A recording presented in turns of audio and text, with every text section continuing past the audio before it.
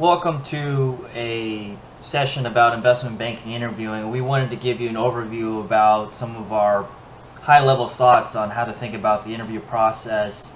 I know a lot of you are trying to break in and don't have a good sense of how to write your resume, what the formatting is, what people look for. So this is really meant as a very high-level primer to get people to start to think about how the interview process is viewed from someone who's gone both sides of the interview table, but more importantly, someone that's actually interviewing for these banks.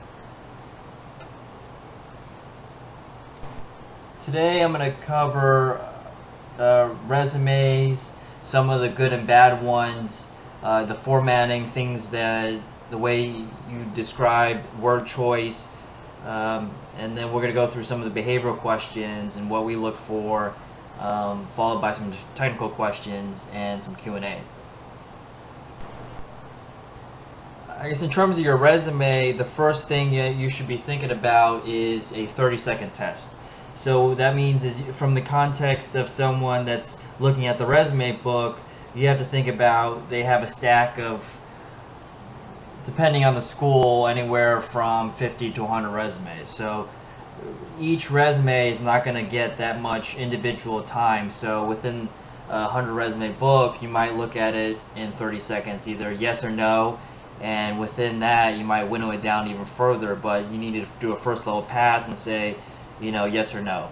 And typically this person that gets the resume book is an HR person or an alum that's an analyst or an associate who's tasked with shifting through the resumes. And so let's do a little quick quiz on, looking at it for 30 seconds and seeing what you spot and what you remember, and if it's a clear yes or no, based on just that preliminary check.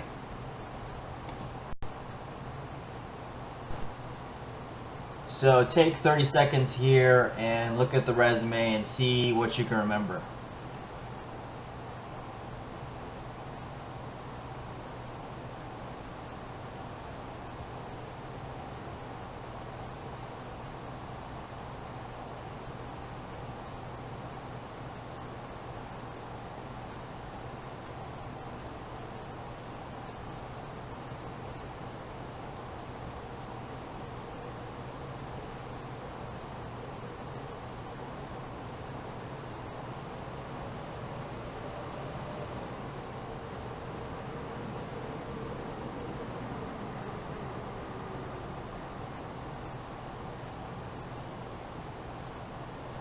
Okay, so that was about 30 seconds. Let's see here.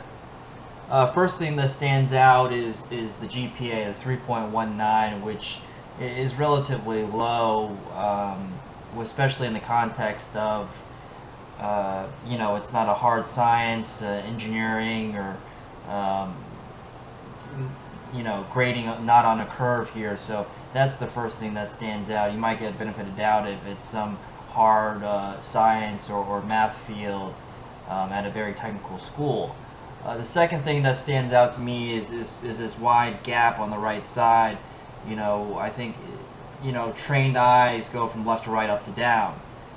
So you have that big gap on the right, but then on the left here, you don't have the dates aligned. So look, people are looking for attention to detail, and that's one of the big things that will stand out to someone. So look, if someone can't spend 30 more seconds correctly formatting something, if I'm up at 2 a.m. trying to give work to an analyst, can I trust that he's going to get it right? I don't think so. So look, it's very important to get this right from the get-go because it establishes first impressions, and people make assumptions based on that. Let's take a look at another one.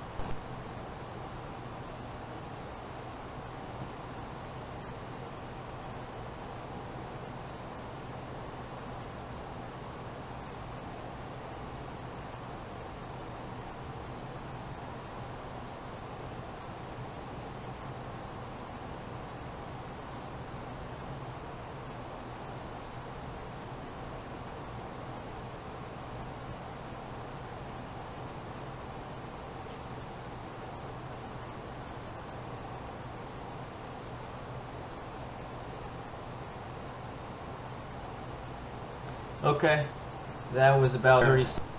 First thing stands out is, again, the low GPA and sort of in a hotel administration. You know, it's at an Ivy League school, but again, Cornell, affectionately known as one of the public Ivies. The other thing that stands out here that is actually good is some of the metrics here: 99th percentile, top 3% of class, GPA above 4. I think that's something, you know, as finance people, we like to focus on numbers and rankings and systems, you know, league tables. So look, focusing on that is actually positive. As I go down the left, JP Morgan Chase stands out. That's actually a pretty good internship that this person went through. And then down here, what I remember is some sort of leadership position at school. So look, this is good but not great, so maybe I put this in the maybe pile. But I think the thing that really stands out is this relatively lowish GPA.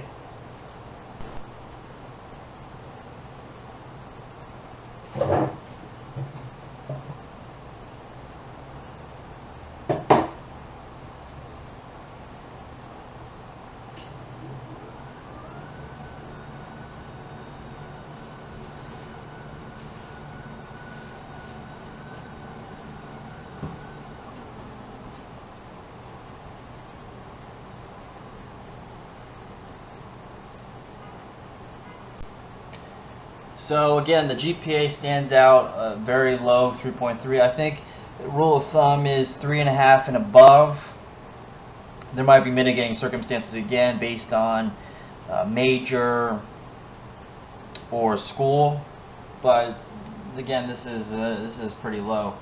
The other things that stand out are, you know, future business leaders of America. It's not that impressive, and it doesn't really tell me anything, so I would exclude that. It doesn't really impress me, and the fact that someone put that on there makes it seem like they're not that sophisticated. And then the treasurer position at the fraternity, I think this is sort of a throwaway. Is an assistant treasurer. There's no real leadership.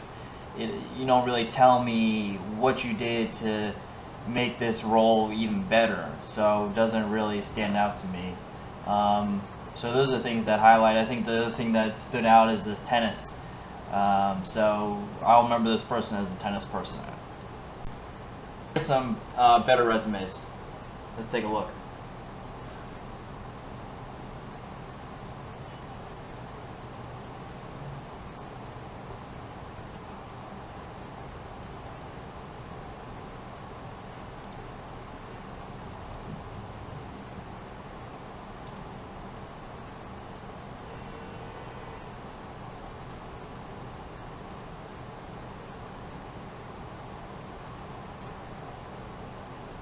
Okay, look, very impressive. I think Columbia, as I'm going top to bottom, Columbia, Harvard, Morgan Stanley, name brands that stand out. Passing the CFA is another step that, especially at an early level, that you're going through that process. I think that's impressive. But I think the thing that really stands out is this guy's got actual investment banking experience as a sophomore. So to the extent that that person has that experience, they can just come in and plug in.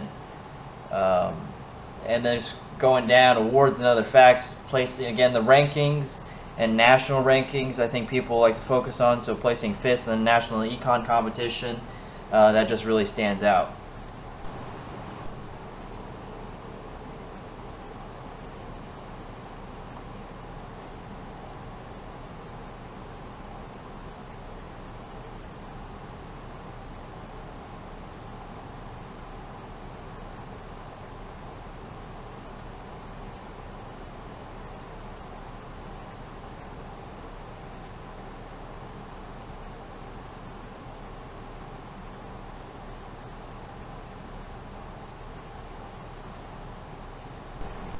So look here, GPA stands out very close to 4.0. Obviously, at another school, which maybe is less prestigious as some other schools, again, this ranking at the Wall Street Careers Program, that gets me a sense of where you stand, as where this candidate specifically stands within a broader group of candidates, and that being anointed 1 out of 21 out of 100 applicants shows some sort of competitiveness. And then this eBay account, I think that's fairly impressive, showing entrepreneurship, but also I think that's something that is very memorable. That's not very common, so that becomes the opportunity for you to have a conversation with the interviewer. And Wall Street Training, I think that gives you a sense that this person is very dedicated to learning about the business and developing a skill set. So the fact that he's gone through this process to learn about modeling and Excel shows that he's very interested, and he's got a base level skill set that would take less to train up.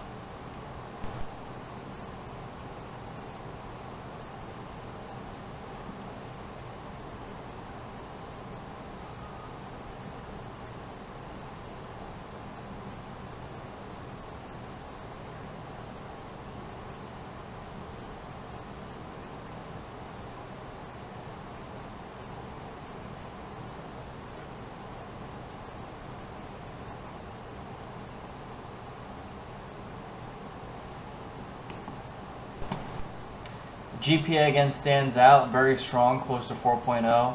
Again, going from top down, left side, Deutsche Bank stands out, New York Commodities Exchange, and IDF. I think these are very strong experiences with brand names on the left side.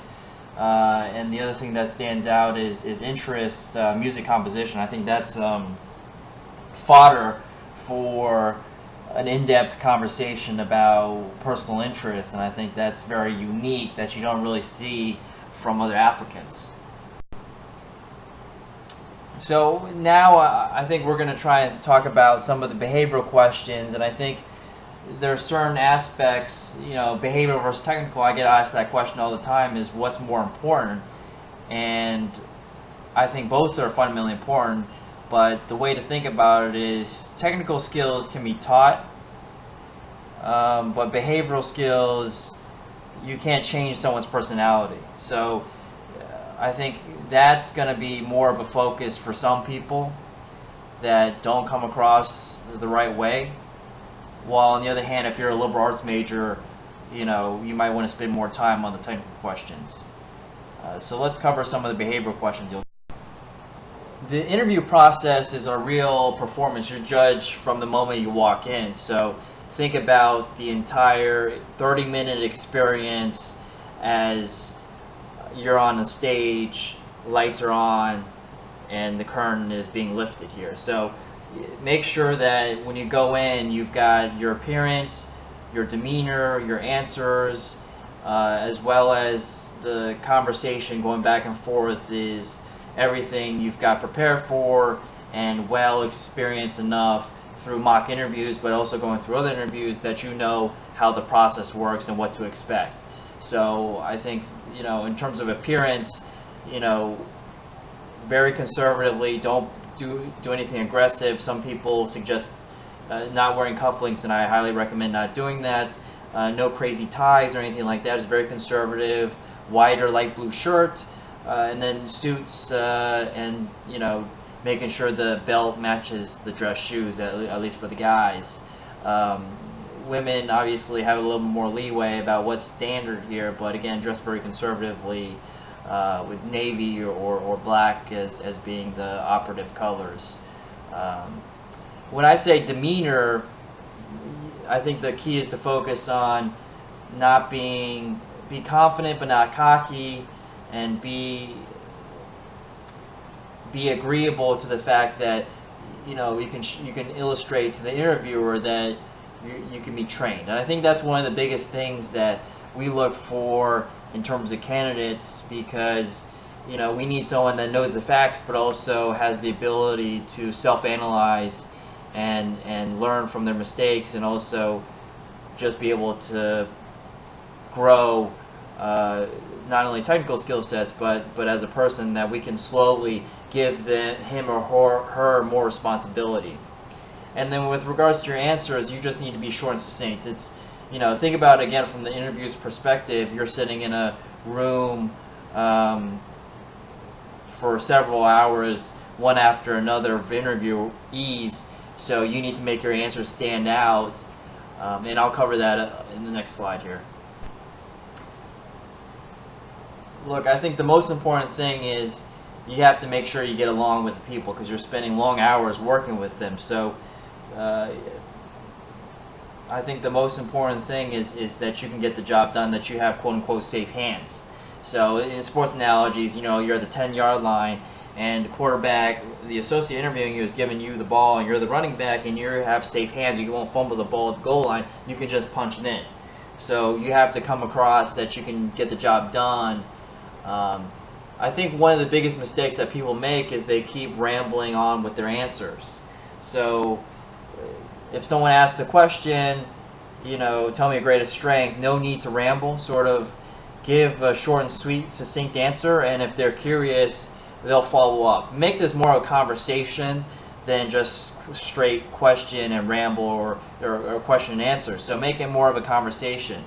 I think the STAR method is very, very good structure to set up your answers. And the STAR meaning situation, task, action, result. So you want to keep it short and succinct, and see if you can time yourself and make sure your answers are 30 to 45 seconds. I think people's minds start wandering if it's any longer than that. This is one of the most common questions, which is, why our firm? As you interview with as many firms, I think it's important to differentiate between different firms. So if you're meeting with Citi, say, look, I think Citi is a great place to work. You guys have a big balance sheet, advantage in securing transaction, a financial supermarket. I can look at different parts of the deal process and learn as much as possible. If you're interviewing Goldman, you say, look, I love the Goldman culture, the heavy emphasis on teamwork and ability to work together to help the client out. And if you're interviewing with Lazard or some of the boutiques, say, look, there are lean deal teams. You can develop more of a skill set by learning more. And I think the emphasis I put on learning is to show that you're willing to put in the work and develop a skill set for the rest of your career, and shows you're willing to work hard, but also not be so negative on the long hours. The weakness question also gets asked a lot. It's very common. Typically, there are a couple ways to handle it. You take a weakness and you spin into a strength. For example, I'm very hard on myself when I fail. The second way to handle it is you take a weakness that has nothing to do with the job, saying, oh, I'm not very artistic or musical or something like that. And usually people don't like the second one as much as 1 and 3. The third one is an honest critique, but saying you're working to improve. And when you say an honest critique, make sure it's not in the areas of working hard, being analytical, interest in finance, things like that.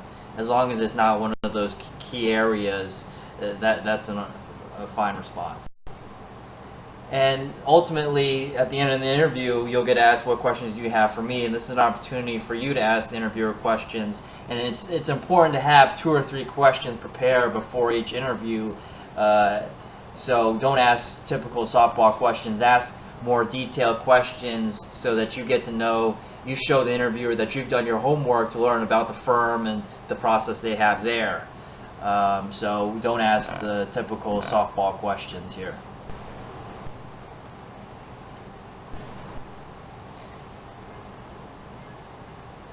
You'll typically get some variation of the valuation question. So I think the key ones to know are DCF and be able to walk through that backwards and forwards. Transaction multiples, meaning takeout premiums and takeout multiples, and the nuance between why that multiple is higher, which is with the control premium, and LBO valuation. I think those are the most common ones, and be able to walk through all 3 of them. You also get some of the parts and market valuations, but those are more rare. again, I think it's important that you be able to walk through backwards and forwards the DCF, and not just be able to recite the formula, but understand each step, the nuances, and the methodology and the concepts behind it, because you're not going to get the same exact question time after time. You'll get some variance of it, and if you can understand the nuances, you can answer that question more effectively. And again, transaction multiples, I think the key is to understand that because there's a control premium, those multiples are going to be higher. One of the more common ones is, the question is, how would a $100 increase in depreciation change the financial statements, assuming no deferred taxes? So take a minute to think about what the right answer is for this.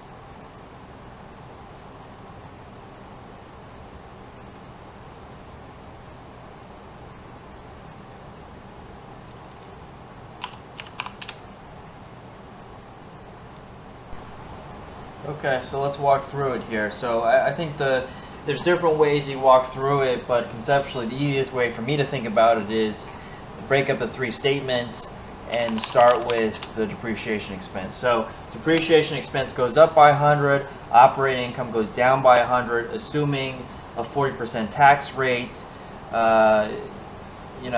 Taxes go down by 40, net income goes down by 60. So the tax benefit is actually a tax shield. So that's why the net income is negative 60. Since depreciation is not an actual cash